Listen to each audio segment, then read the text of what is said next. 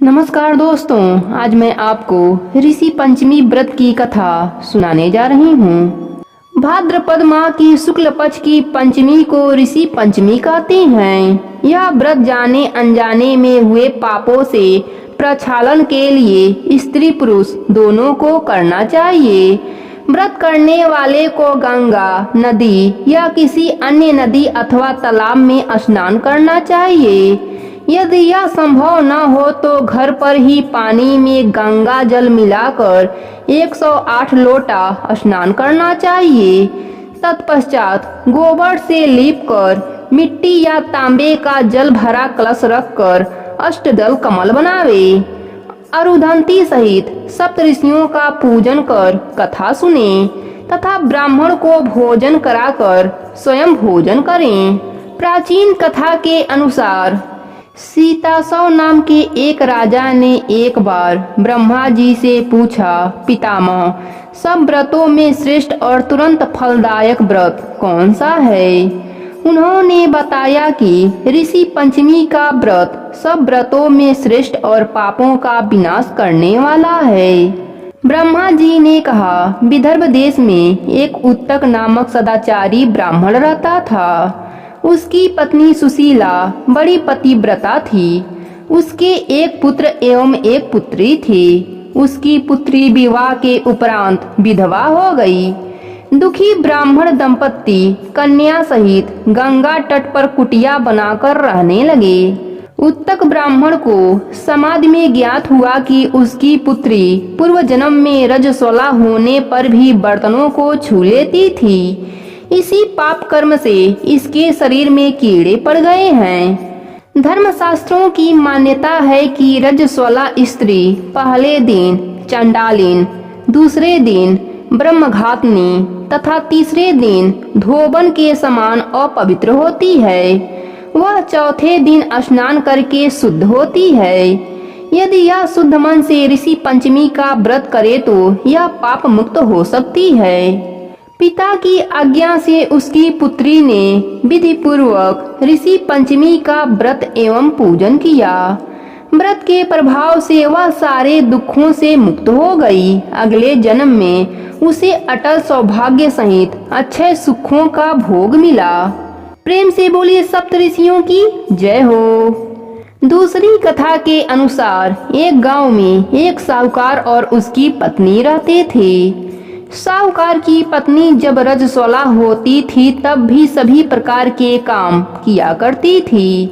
रसोई में जाना, पानी भरना, खाना बनाना, सब जगह हाथ लगा देती थी। उसके एक पुत्र थे। पुत्र की शादी के बाद साहूकार और उसकी पत्नी की मृत्यु हो गई। दूसरे जन्म में साहूकार एक बैल के रूप में पैदा हुआ और उसकी पत्नी अगले जन्म में कुतिया बनी। यह दोनों अपने पुत्र के यहाँ ही रहते थे। बैल से खेतों में हल जुताया जाता था और कुतिया घर की रखवाली करती थी। श्राद्ध के दिन पुत्र ने बहुत से पकवान बनवाए। खीर भी बन रही थी। अचानक कहीं से एक चील उड़ती हुई आई। चील के मुंह में एक मरा हुआ सांप भी था। वह सांप चील के मुंह से छूटकर खीर में गिर गया। कुतिया ने यह सब देख लिया। उसने सोचा, इस खीर को खाने से कई लोग मर सकते हैं। उसने खीर में मुंह डाल दिया ताकि उस खीर को लोग ना खा सके। पुत्र की पत्नी ने कुतिया को खीर में मुंह लगाते हुए देखा तो गुस्से में एक मोटे डंडे से उसके पीठ पर मारा। चोट इतनी तेज थी कि कुतिया की पीठ की हड्डी टूट गई। उसे बहुत दर्द हो रहा था। रात को वह बैल से बातें कर रही थी कि उसने कहा, तुम्हारे लिए श्राद्ध हुआ, तुमने भरपेट भोजन किया होगा। मुझे तो खाना भी नहीं मिला, मार पड़ी सो अलग। बैल ने कहा, मुझे भी भोजन नहीं मिला, दिन भर खेत पर ही काम करता रह गया। यह सब बातें बहू ने सुन लिया। उसने अपने पति को यह सब बात बताया। उसने एक पंडित को बुलाकर इस घटना का जिक्र किया। पंडित ने अपनी ज्योतिष विद्या से पता करके बताया कि कुतिया उसकी माँ है और बैल उसका पिता है। उनको ऐसी योनि मिलने का कारण माँ द्वारा रजस्वला होने पर भी सब जगह हाथ लगाना, खाना बनाना और पानी भरना था। उसे बड़ा दुख हुआ और उसने अपने माता पिता के उद्धार का उपाय पूछा।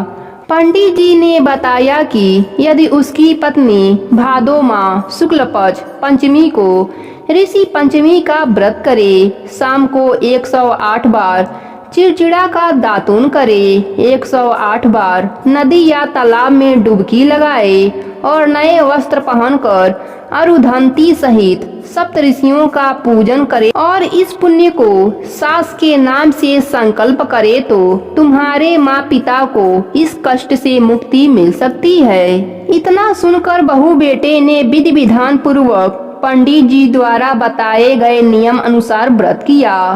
बहू ने व्रत के पुण्य को सास और ससुर को संकल्प करके छोड़ दिया। ऋषि पंचमी के पुण्य से उसके माता पिता दोनों पशु योनियों से छूटकर स्वर्ग लोक को प्राप्त हो गए। जो भी स्त्री श्रद्धा पूर्वक ऋषि पंचमी का व्रत करती है वह समस्त सांसारिक सुखों को भोग कर स्वर्ग को जाती है। इन दोनों कथाओं को सुनने से अच्छे पुण्यों की प्राप्ति होती है। प्रेम से बोलिए सप्तऋषियों की जय हो।